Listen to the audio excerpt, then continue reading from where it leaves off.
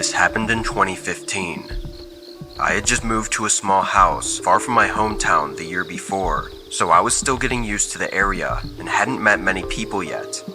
I worked from home as well, which made it even harder. Anyway, for Christmas, I had no plans at all. My family was too far, and I didn't have enough vacation time to go out and see them, so this was actually going to be my first Christmas alone. On Christmas Eve, I stayed up working, figuring I'd just get ahead on some things, so I didn't have to worry about doing anything on Christmas Day. I was working in the living room, listening to music as well, when through it, I heard something coming from outside. I pulled out one of the earbuds and listened, but didn't hear anything else, so I got up and looked around. With my earbuds in, it was hard to know what direction it came from, but I was pretty sure it was outside the house, not inside. I looked out the back window, not seeing anything, then moved to the front window and again saw nothing. But then I looked out the front door. On the porch were a set of shoe prints in the snow. They led right up to my doorstep and then back out to the driveway. There was no mail dropped off or anything at all on the porch, just the shoe prints. It was really strange and made me feel a little anxious, not knowing why anyone would be walking up to my doorstep at 11 p.m. on Christmas Eve.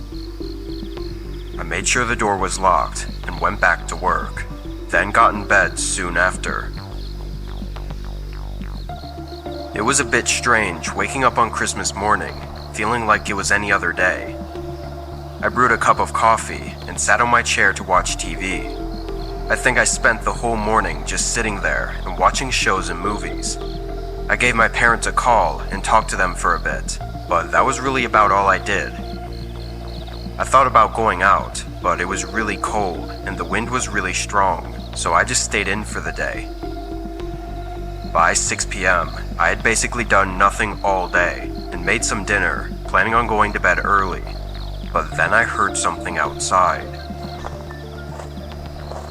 It was the shuffling sound of footsteps in the snow coming toward the front door. I stayed quiet, knowing nobody should be here. After a few seconds, the footsteps sounded again, walking away from the house. I went up and checked, seeing almost an identical scene to what I saw the previous night. After that, I forced myself to stay up later. I kept my eyes open until probably around 10, before I guess I fell asleep on the couch. I remember getting really tired and trying to stay up, but I didn't plan on falling asleep out there.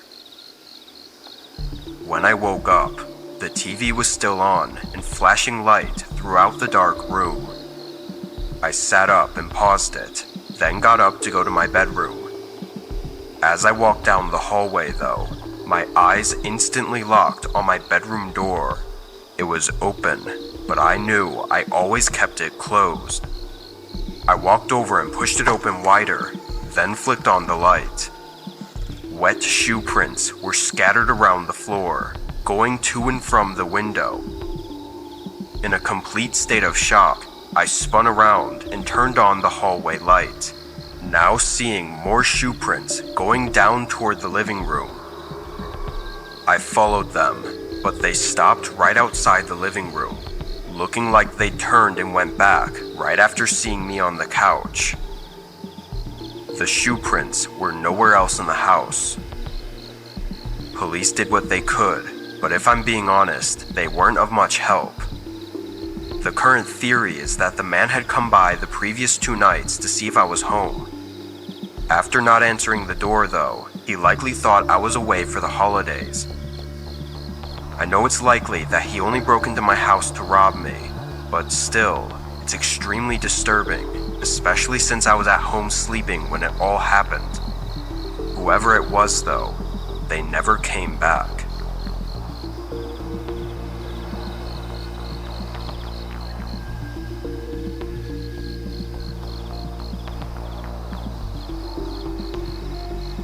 Last December, I traveled across the country to meet my parents and siblings for Christmas. My parents had a decent-sized house, so we would usually just all stay there and sleep on the couch or in the spare bedrooms. That being said, I didn't rent any hotels, even for the drive. It was 10 hours long, but I just didn't see a need in stopping halfway there and wasting a whole night. I left early on the 23rd, planning it out to get to the house around dinner time. As I started the drive, snow was lightly coming down. Nothing crazy, but enough to cause a bit of traffic. This went on for a few hours, until it suddenly started pouring down. It happened over just 30 minutes, going from a very light downfall to an extremely heavy storm. Along with the winds, it was nearly impossible to see anything in front of me. Most other cars started to pull off to the side of the road, but I really wanted to keep going. I drove in these horrible conditions for the better part of an hour, having a few close calls before deciding enough was enough. I pulled into a motel and sat in the parking lot, waiting for the snow to clear up.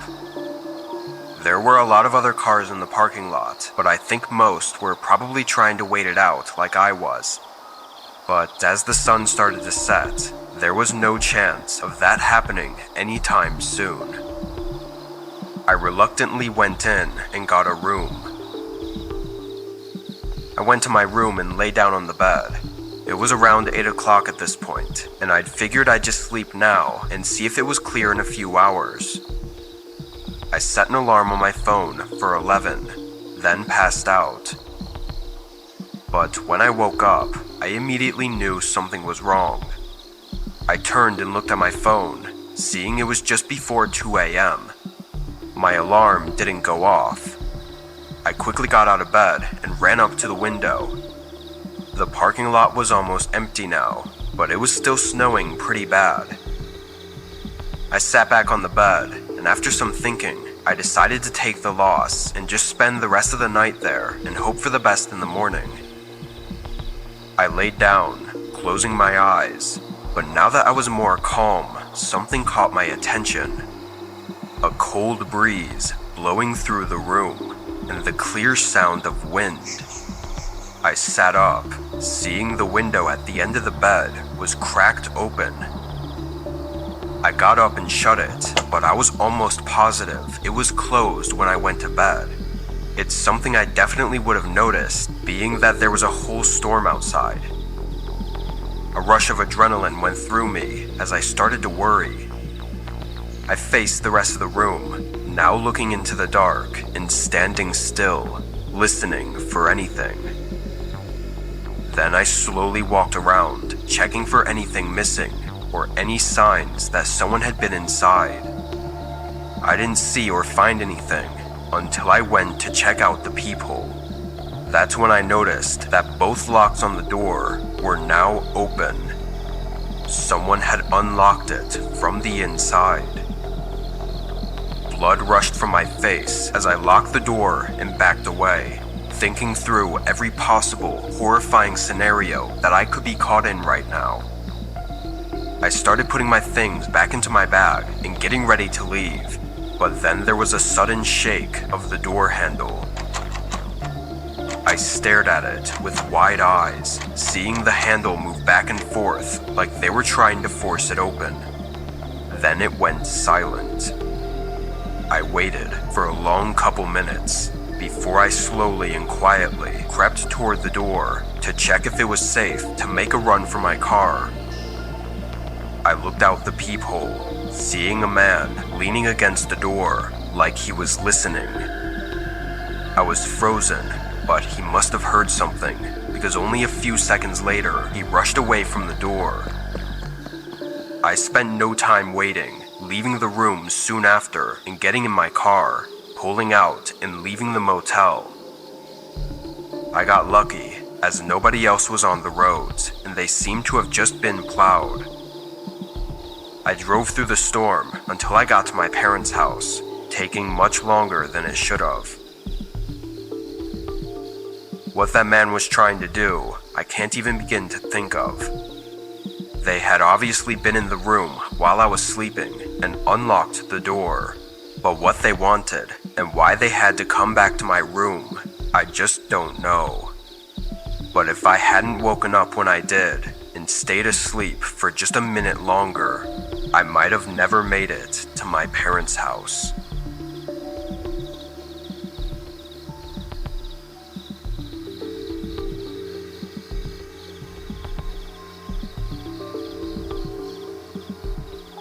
Two years ago, I spent Christmas with my roommate.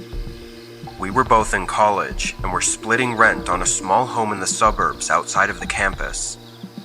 Neither of our families apparently were really big on Christmas, and we were also kind of broke, so we stayed home for winter break. We still did a bit of decorating, and had gotten each other some cheap little gifts so we could have our own small Christmas. But other than that, we mostly planned on watching movies and maybe going to a party at night. On Christmas Day, we opened up our gifts and hung out, and around 5, my roommate wanted to go to a party by the campus. I'd planned on going too, but for some reason, I was just tired and not really in the mood to go out.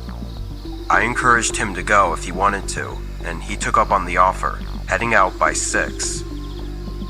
I sat back and ate some junk food, watching TV and just relaxing, I guess. But then around 8, I just felt like getting up and doing something. With no places open, I grabbed my jacket and decided to go for a walk around to look at the houses with Christmas lights. It was cold out, but not insanely freezing. I walked around the neighborhood and through one of the nearby parks, but while I was walking through a portion of the path, I passed by a man sitting on a bench. Now, this part of the path was covered in trees and not by any houses, and the man was just sitting there alone. It was actually kind of sad, but when I passed by, he looked up at me and just gave me this really cold look. It was very strange and made me even more curious why he was out here.